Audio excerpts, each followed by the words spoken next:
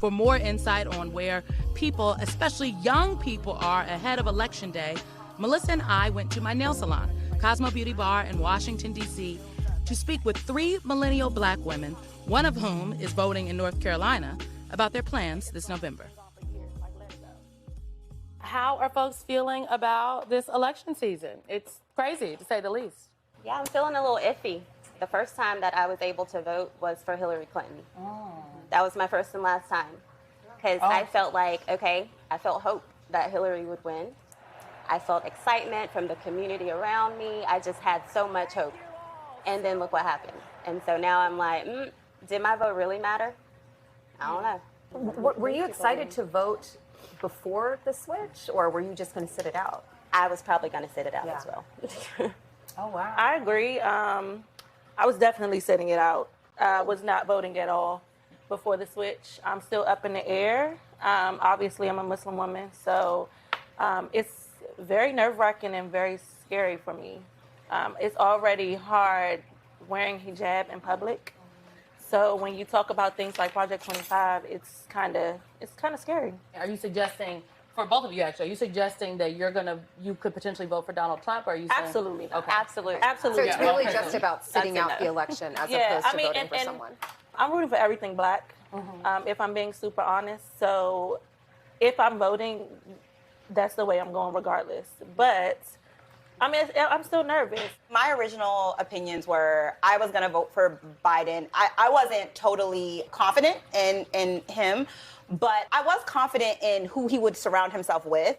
I'd rather vote a celery stick into the office rather than Trump. So I'm just like, I'm hopeful that she can get the job done. I don't think Donald Trump has done anything for us in the past, and I definitely don't think he would do anything now. Everybody keeps screaming, oh, we got $1,200 stimulus check. I'm tired of that. I'm so sick of that. Like, I'm so sick of hearing about this $1,200 that y'all spent the day that you got it. Okay, it's gone. It's been gone for years. Like, let it go.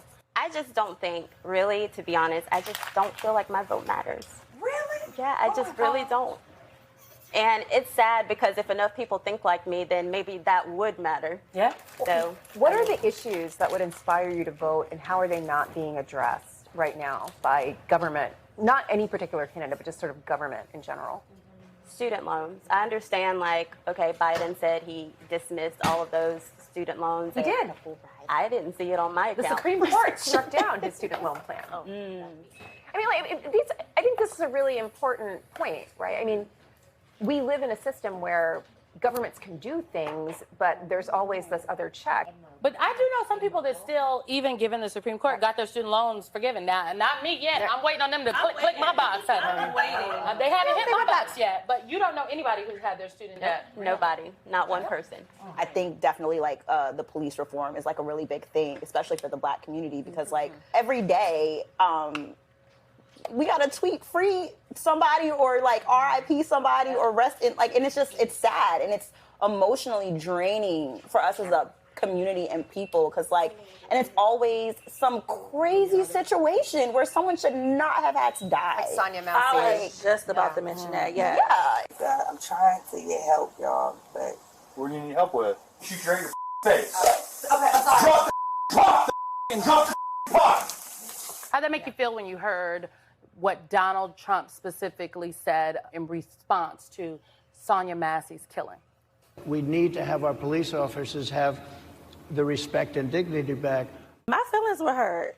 I'm a woman for one, and I'm raising a little boy, so it's just like, I especially in D.C., I worry for my son every day.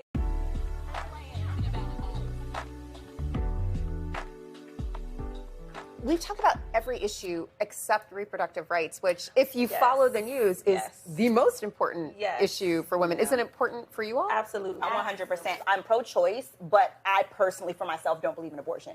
But I don't believe in putting my personal choices on other people. So even though I don't believe in an abortion, I don't believe that because I believe that, it's right for everybody. I actually know someone right now, close friend of mine, who is going through this situation. And she said they are making it so hard. The situation, she's pregnant and she does not want to be. She does not want to be. Yeah. She's like, I don't know what I'm going to do. Do you think any of these candidates are addressing the questions of reproductive rights from a frame of like, I have children and I want to raise them in conditions of economic security and safety, and what are you doing for me, government? I don't know. The only thing I know about Vice President Harris, I think she's historically the first vice president or president who's actually like visited a Planned Parenthood and like spoken on that. That's the only thing. Any thoughts about the down ballot races, and does that change your calculus on if you're going to participate in this election for folks that were saying, I don't know if I'm going to vote? I feel like the down ballot races are more important. So does that mean you are thinking about voting in this election down ballot? Yes. But you're undecided if you're going to leave the top of the ticket blank. Undecided. Everybody talks about black women and how black women are holding up the mantle of democracy and that black women gonna save the world and they gonna save Democrats. What do you think about that notion? Are you ready to hold up democracy? Absolutely not. No, I can barely hold up my rent. I can't be upholding democracy. Okay. That's just I definitely think there is that narrative that black women have to play superwoman to so many things. Mm-hmm. I know a lot of black women, a lot of the black community are just kind of like they just expect us to support them, and what have they done for us? I feel like they put us at this high standard, and if VP Harris is elected, and she doesn't do the things that she says she's going to do in these 4 years, right? It's going to be, she promised us this, she didn't do this, which it's the same thing for everything that Biden promised or everything that Trump has promised, but they're going to put more pressure on her because she's a black woman. She's on the glass cliff. Yeah, for sure. Does it matter to you that we're at a point in history where black women are running for Congress and winning, and that America could potentially elect their first woman president, woman of color, who is a woman who is black and of South Asian descent? I love that. I love that we're at a point in time that we can have these opportunities as black women, as Asian women. What in her plan would convince you that, yes, this is my candidate and this is my moment? Yes. Affordable housing, reproductive rights, like what's she going to do to make it easier for people who, are in a predicament that they don't want to be in? Healthcare as well, affordable healthcare, and police reform. If I hear her plans on that and I like it, I'll vote. All right, we done got Dee to commit that she is going to the ballot box, honey, if she hear the plan. Straight from the mouths of the young millennial black women of America, honey. Thank y'all so much for your time.